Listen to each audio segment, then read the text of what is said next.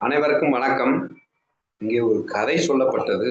அந்த கதையிலிருந்து நீங்கள் எதை புரிந்து கொண்டீர்கள் என்பதுதான் இங்க கேள்வி. அந்த கதை என்ன அப்படின்னா, ஒரு ஓய்வு பெற்ற வாத்தியார் தன் வீட்டை பூட்டிவிட்டு தன் சொந்த ஊருக்கு திரும்புகிறார். போகும்போது ஒரு கடிதத்தை எழுதி வைக்கிறார். ஏன்னா தன் வீட்டுக்குள்ள திருடன் வர வாய்ப்பு இருக்கு அப்படிங்கிற ஒரு கணிப்புல ஒரு கடிதம் எழுதி வைக்கிறார். அந்த கடிதத்தோடு சேர்த்து ரூ. 1000 வைக்கிறார். எப்ப நான் ஓய்வு பெற்ற ஒரு வாத்தியார், என்னிடம் பணம்லாம் நிறைய இல்ல. நீ பாட்டு பீரோவையும் அலமாரியும் உடைச்சிடாத. அதை செலவு பண்றதுக்கு எனக்கு பணம் இல்ல. ஏதோ கஷ்டப்பட்டு என் வீட்டுக்குள்ள வந்துட்ட. வந்தாரை வாழ வைக்கும் குணம் எனக்கு. அதனால நீ ரூ. 1000 எடுத்துட்டு போயிரு. அப்படி இல்ல, உனக்கு நிறைய பணம் வேணும் அப்படின்னு நீ ஃபீல் பண்ணா, 8வது மாடியில ஒரு ஊழல் அரசியல்வாதி இருக்கான். 9வது மாடியில பெரிய வக்கீல் இருக்கான். 6வது மாடியில ஒரு பெரிய பிசினஸ் மேன் இருக்கிறான். 5வது மாடியில ஒரு பெரிய டாக்டர் ஏமாத்திட்டு இருக்கிறான். அப்படின்ட்டு எல்லாம் பணக்காரங்களாம் இருக்கிறாங்க. அவன்கிட்ட வந்து குவியல் குவியலாக இருக்கிறது. கிலோ கணக்குல தங்கமும் கருப்பு பணமும் நிறைய இருக்கு. நீ அதை போய் அடிச்சுட்டு கம்ப்ளைண்ட்டும் பண்ண முடியாது. அதனால அவனுக்கும் பெரிய கஷ்டமும் இல்லை. அதனால வந்து நீ அங்க போய் திருடிக்கலாமே தவிர என் வீட்டை டேமேஜ் பண்ணாத அப்படின்ட்டு சூப்பரா இன்ஸ்ட்ரக்ஷன் கொடுத்துட்டு அவர் போயிடுறாரு. இப்போ லெட்டர் எழுதி ரூ. 1000 வச்சுட்டு போயிட்டாரு. திருடன் அதே மாதிரி அவன் திரும்பி வீட்டுக்கு வர்ற, அங்கேயே ஒரு கடிதம் இருந்தது. ஐயா, உங்களுடைய அறிவுரைக்கு மிகவும் நன்றி.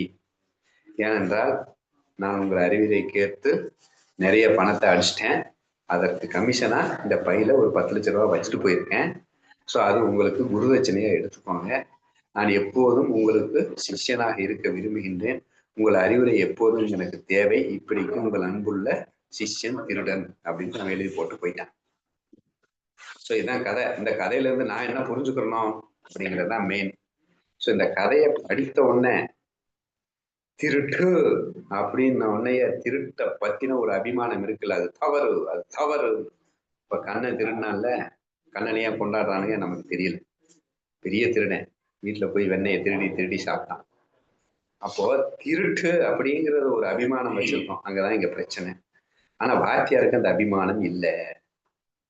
தாட்டி ஜபகத்துல இப்பதான் பார்த்தேன், அபிமானம் வைக்காதே ஒண்ணு. அதனால அவர் என்ன பண்றாரு, அவனுக்கும் ஹெல்ப் பண்ணிடுவான் அப்படின்னு சொல்லிட்டு ஒரு 1000 ரூபாய் வச்சுட்டு அவனுக்கு ஒரு இன்ஸ்ட்ரக்ஷனை கொடுத்துடுறாரு. 1000 ரூபாங்கிறது ஹெல்ப். இங்க கொடுத்த இன்ஸ்ட்ரக்ஷன் வந்து அவனுக்கு எக்ஸ்ட்ரா வந்து அவனுக்கு ஒரு இன்புட்டை தந்துட்டு போயிருக்கிறார். உடனே வந்து திருட்டை வந்து அவர் எப்படி என்கரேஜ் பண்ணலாம்? அவர் திருட்டை என்கரேஜ் பண்ணல.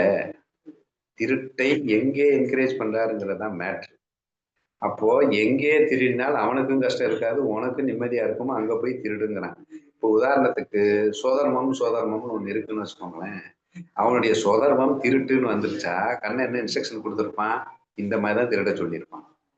ஏன்னா அவனுடைய சொதர்மம் மாத்தக்கூடாதுன்ட்டான். அவனுடைய சொதர்மம் என்பது திருடுவதுன்னு வந்துருச்சு. அப்போ ஒண்ணு சொதர்மத்தை எப்படி நான் பழிக்க முடியும்? அப்ப அந்த சொதர்மத்துல விருப்பும் இருக்கக்கூடாது, ஈகோவும் இருக்கக்கூடாது, பலனையும் எதிர்பார்க்க கூடாது அப்படிங்கிற ஒரு இன்ஸ்ட்ரக்ஷன் வரும்போது சொதர்மத்தை அவர் குறைய சொல்லல. அப்ப சொதர்மம் என்பது திருட்டு.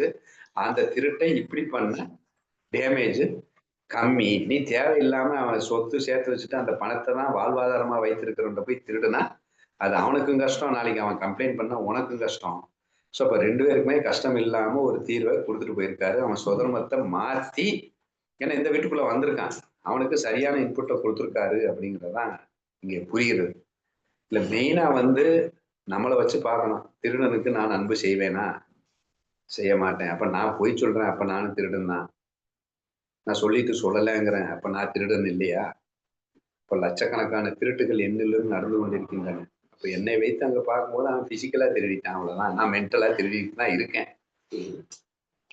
அப்ப அவனிடம் அன்பு அப்படிங்கிறது மெயின். அப்ப நான் மென்டலா திருடிட்டு இருக்க என்னிடம் என் ஞானதேவர் வந்து அன்பை செலுத்திக் கொண்டுதானே இருக்கிறார். இன்னும் ஒதுக்கிடலையே, ஹெல்ப் பண்ணிட்டு தானே இருக்கிறார். எல்லா வளத்தையும் தந்துகிட்டு தானே இருக்கிறார். திருட்டுக்கெல்லாம் நான் வந்து தண்டனை தான் தருவேன்னா அப்புறம் எல்லாரும் தண்டனையை அனுபவிச்சுட்டே இருக்கணும் தான். அந்த கருணாகரன் தயாளன் திருட்டையும் மன்னித்து அருளினான் அப்படின்னு வருது.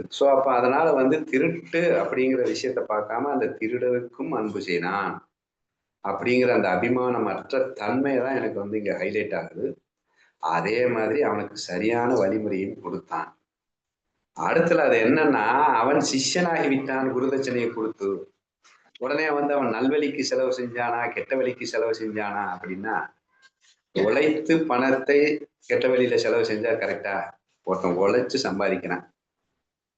உழைச்சு சம்பாதிச்ச பணம் யார் பணம்? கண்ணன் பணம் தான். உழைச்சு சம்பாதிச்சாலும் அப்ப அந்த பணத்தை எப்படி வேணா செலவு பண்ணலாமா? ஆனா திருடுற பணத்தை மட்டுமா சேவைக்கு மட்டும்தான் பண்ணணுமா? திருடுற பணமும் உழைத்து சம்பாதிச்ச பணமும் ரெண்டும் தன்னுடைய பணம் தான். இவன் விருப்ப வெறுப்பு இல்லாமல் சுதர்மத்தில் செலவும் செய்யணும். விருப்ப வெறுப்பு இல்லாமல் அந்த செயலின் திருட்டு செயலில் செய்தால் அது கரெக்ட். அதே மாதிரி நல்வெளியில் இருப்பவனும் விருப்ப வெறுப்பு இல்லாமல் அந்த நல்வெளியில் அந்த செயலை செய்ய வேண்டும். அந்த பணத்தை விருப்ப வெறுப்பு இல்லாமல் செலவு செஞ்சாதான் அவனும் கரெக்ட். ஆனா ஒருத்தனுக்கு மட்டும் ரிலாக்ஸேஷன். ஏன்னா அவர் வந்து நல்வழி. எது நல்வழி? விருப்ப வெறுப்பு இல்லாமல் இருப்பதானே நல்வழி. விருப்ப வெறுப்புடன் தானம் பண்ண அது கெட்ட வழி இல்லை. விருப்ப வெறுப்பு இல்லாமல் திருடுனா அது நல்வழி தானே. அப்ப நல்வழி கெட்ட வழி என்பது உன் மனதிலே இருக்கும் விருப்ப வெறுப்பை பொறுத்தான் நீங்க வருது. இது திருட்டா திருட்டு இல்லையா நல்வழியான்னு நம்மளா ஏன் டிசைட் பண்ணோம்? திருட்டு கெட்ட வழி. அப்புறம் வந்து தானம் பண்றது நல்வழி. யார் சொன்னா? தானத்தில் விருப்ப வெறுப்பு இருந்தால் அது கெட்ட வழி, திருட்டில் விருப்ப வெறுப்பு இல்லை என்றால் அது நல்ல வழி. சோ அப்ப திருட்டு அப்படிங்கிறதுக்கு ஒரு திருட்டுக்கும் தானத்துக்கும் பெரிய வித்தியாசம் இல்லை. விருப்ப வெறுப்பு இல்லைன்னா இதுதான் கண்ணன் பாயிண்ட் ஆஃப் வியூல வருது. அப்ப அதை அவர் தெளிவா வச்சிருக்கிறார். அந்த திருடனுக்கும் அன்பு செலுத்தும் அந்த உயர்ந்த பண்பு வந்து ஈர்த்தது அப்படிங்கிறதா இங்க மெயின். அது அவன் சுதந்திரம் அதுதான் அப்படிங்கும்போது அவன் வேற வழி இல்லை. அவனை வந்து அட்லீஸ்ட் அடுத்தவனுக்கு அதை ரொம்ப கஷ்டப்படுத்தாம ஒரு சேனலைஸ் பண்றாரு. அவனுக்கும் திருட்டு கொடுத்தவனுக்கும் கஷ்டம் இல்லை, இவனுக்கும் கஷ்டம் இல்லாம ஒரு சரியான அன்பின் பாதையை தான் காட்டியிருக்கிறார். மூணாவது சிஷ்யனாகி விட்டான். அப்ப சிஷ்யனானா இவர் என்ன சொன்னாலும் கேட்பாரு. அப்ப அந்த பணத்தை விருப்ப வெறுப்பு இல்லாம செலவு பண்ணுப்பா. அப்பதான் அந்த பணம் உனக்கு நிற்கும். உன்னிடம் பாவம் சேராது. அப்ப அது இல்லைன்னா பாவம் வந்து உன்னை சூழ்ந்து கொள்ளும். போலீஸ்காரன் சூழ மாட்டான், பாவம் வந்து சூழ்ந்து கொள்ளும் அப்படிங்கிற மாதிரி அங்க தெளிவா அவனுக்கு இன்ஸ்ட்ரக்ஷன் கொடுக்கப்பட்டுள்ளது. மேலும் இன்ஸ்ட்ரக்ஷன் கொடுத்து நல்வழிப்படுத்திடுவான் அப்படின்னு தான் எனக்கு தோணுது. அடுத்து இங்க வாத்தியார் சைடு பார்த்தா, வாத்தியார் எப்படி திருடனுக்கு போதிக்கலாம்? அது என்ன நியாயம்? ஒரு டாக்டர் இருக்கான், கொள்ளை அடிச்சுட்டு போய் கீழே விழுந்துட்டான். போலீஸ்காரன் எங்க கொண்டு போறான்? ஆஸ்பத்திரிக்கு கொண்டு போறான் அவனை ட்ரீட்மெண்ட் எடுக்க. அந்த டாக்டர் வந்து அவனை ட்ரீட்மெண்ட் பண்ணும்போது இந்த சமூகம் ஏற்றுக்கொள்ளுது. ஏன்ப்பா கொள்ளைக்காரனுக்கு ஏன் ட்ரீட்மெண்ட் பண்ணிட்டு இருக்கான்? இப்ப திருடனுக்கு ஏன் வந்து ஆபரேஷன் பண்ணிட்டு இருக்கான்? ஏன்னா டாக்டரின் தொழில் அது திருடனா திருடன் இல்லையாங்கிறது மேட்ரு இல்ல. அவன் சுதர்மம் அவன் காயப்பட்டவனை, கஷ்டப்படுபவனை, உடல் ரீதியாக கஷ்டப்படுவனை அவன் நோயை தீர்ப்பது அவனுடைய சுதர்மம். அது அவன் திருடனா கொள்ளையனா கொள்ளைக்காரனாங்கிறது டாக்டருக்கு அவசியம் இல்லை. என் சுதர்மத்தை அது வந்து கர்மா அவன் பார்த்துக்கணும், இல்ல போலீஸ்காரன் பார்த்துக்கணும். அவன் என்ன பண்றது? அப்ப என் சுதர்மம் என்ன? நான் ட்ரீட்மெண்ட் எடுக்கிறது. அப்ப இந்த டாக்டர் ட்ரீட்மெண்ட் எடுக்கிறத வந்து கிளியரா மனசு ஒப்பிக்கிறது, ஒத்துக்கொள்ளுவீர்கள். ஆமா டாக்டர் பண்றது சரிதானே, அது என்ன தப்பு? அவர் அது சுதந்திரத்தில் தானே இருந்தாரு, டாக்டர் அதுக்கு தானே படிச்சிருக்காரு. அப்ப திருடன் கால் உடைஞ்சு வந்தா அப்புறம் நான் அவனுக்கு ட்ரீட்மெண்ட் பண்ண மாட்டேன்னு சொன்னா அது தப்பு இல்லையா? அப்ப திருடனுக்கு அவனும் தான் ஹெல்ப் பண்றான் டாக்டர். அப்ப அந்த ஹெல்ப் எளிதாக எடுத்துக்கொள்ளப்படுகிறது. ஆனா இங்க வாத்தியாரு அவர் சுதர்மம் போதிக்கிறது, டாக்டர் சுதர்மம் ட்ரீட்மெண்ட் பண்றது, அதை அக்செப்ட் பண்ணிக்கிறவ. வாத்தியார் சுதர்மம் போதிக்கிறது, அவன் போதிக்கிறான். யார் வந்தானே? அகிம்சை வாசிக லட்சணத்துல உத்தேசம் கெடாமல் போதின்னு தானே சொல்லுச்சு. அவன் திருட வந்திருக்கிறான், அவன் உத்தேசம் கெடாமல் போதனை செய்யணும் தனியா தானே போதிச்சிருக்காரு அவரு. அப்புறம் உத்தேசம் கெடுத்து நீ திருட வந்திருக்க, திருட தம்பு பாவம் சொன்னா அகிம்சை அப்படின்னு சொல்றான். அப்போ உத்தேசம் கெடாமல் அதுல இன்ஸ்ட்ரக்ஷன் கொடுத்துருக்காரு. அப்ப நீ வந்து நம்ம எக்ஸ்ட்ரா 2 இன்ஸ்ட்ரக்ஷன் சேர்த்துக்க வேண்டியதான். நீங்க ஆன்மீகத்தில் இருக்கிறதுனால நீ விருப்பு வெறுப்பு இல்லாமல் திருடு, திருடிய பணத்தை நன்றி உணர்வுடன் இரு கடவுளுக்கு, அகங்காரம் கொள்ளாதே, அப்போதான் அந்த பணம் நிற்கும். அதையும் நல்வழிக்கு செலவு பண்ணு உனக்கு போக, அப்பதான் வந்து அந்த உன்னுடைய சுதரமும் நிலைச்சு நிற்கும் அப்படின்னு எக்ஸ்ட்ரா சொன்னதான் நம்மளா எடுத்துக்கிற வேண்டியதானே. அந்த கதை என்பது ஆன்மீக கதை இல்லை. நீ ஆன்மீக எக்ஸ்ட்ரா தெரிஞ்சதுனால இவ்வளவு கேட்க. ஆனா எக்ஸ்ட்ரா தெரிஞ்சா நீ வாத்தியார் இருந்தா 2 எழுதிட்டு போயிரு எக்ஸ்ட்ரா. அது போக அவன் சிஷ்யனா இருக்கிறான், அடுத்து போதனை இருக்குல்ல. அப்ப அடுத்து அவன் வருவான் இவர் ஊருக்கு போகும்போது. அப்ப லெட்டர் எழுதி வைப்பாரு, எப்பா போன வட்டம் எவ்வளவு திட்டினே தெரியல, கமிஷன் 10 லட்சம் கொடுத்துருக்க, அதை வந்து நான் இப்படிதான் செலவு பண்ணேன், நீ எப்படி செலவு பண்ணன்னு பாத்துக்கோ அப்படின்னு சொல்லிட்டு அவனுக்கு சரியான வழியை காட்ட வாய்ப்பு இருக்கிறது. அடுத்து என்ன சொல்றாருன்னா, கவர்மெண்ட் எனக்கு ரிட்டையர்ட் ஆயிடுச்சு, கொடுத்துருச்சு. ஏன் கவர்மெண்ட் ரிட்டையர் கொடுத்துருக்கு? இவனுக்கு சொல்லி கொடுக்க தகுதி இல்லை, சொல்லி கொடுக்க எனர்ஜி இல்லை, சொல்லி கொடுக்க தெரியலங்கிறதுக்காக ரிட்டைர்மெண்ட் கொடுக்கல. பின்னால் வரும் சங்கதி கியூல நிக்கிறான். நீயே இந்த இந்த தொழில்ல ஓட்டிட்டு இருந்தா இப்ப வர்றவன்லாம் எப்படி வேலைக்கு வருது? அதனால 57 வயசோட நீ வேலையை முடிச்சுட்டு வீட்டுல உட்காரு போதும். அதுக்கப்புறம் பின்னாடி வர்றவனுக்கெல்லாம் சான்ஸ் கொடுக்கணும். நீயே 80 வயசு வரைக்கும் ஒவ்வொருத்தரும் வேலை பார்த்துட்டு இருந்தான். நான் எத்தனை பேர் வேலை இல்லாம இருப்பான்? சோ நீ சம்பாதிச்சது போதும் உட்காருன்ட்டான். அப்ப அவனுடைய சுதர்மம் போதிப்பது என்பது அங்க இருக்கு, தகுதி இருக்கு. ஆனா கவர்மெண்ட் கொடுக்கல அந்த வாய்ப்பை. ஆனா இயற்கை அவனுக்கு கொடுத்தது. ஆக மீண்டும் எனக்கு போதனை வருகிறது. அப்ப அவன் சுதர்மத்தில் இருக்கிறது அவனுக்கு ஆசை தானே, அவன் சந்தோஷம் தானே படணும். அவன் டாக்டருக்கு ரிட்டைர்மெண்ட் கொடுத்துட்டான் கவர்மெண்ட் ஹாஸ்பிட்டல்ல இருந்து. ஆனா அவன் வீட்டுக்கு வந்துட்டு சொந்தமா கிளினிக் வச்சு ட்ரீட்மெண்ட் பண்றதுல என்ன தப்பு? அதேதான் இவர் வந்து சொந்தமா ஒரு போதனைக்கு ஒரு நமக்குன்னு ஒரு சிஷ்யம் கிடைச்சிருக்கு, அவனுக்கு போதனை பண்ணலான்ட்டு ஒரு வாய்ப்பு.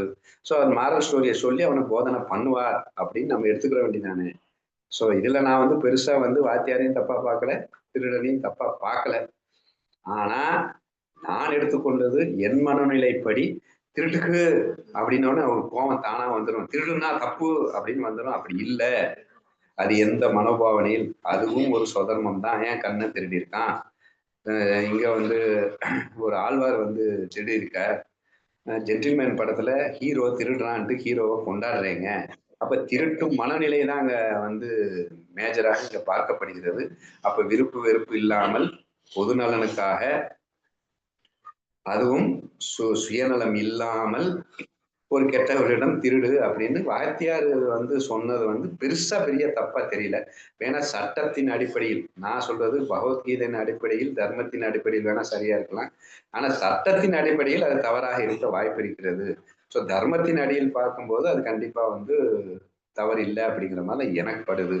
ஸோ அது உங்களுக்கு எப்படி புரியுதோ நீங்க அந்த நிலைமையில இருந்து எப்படி எடுத்துக்கணுமோ அப்படி நீங்க எடுத்துக்கோங்க. ஸோ இதுதான் என்னுடைய ஆன்சர்.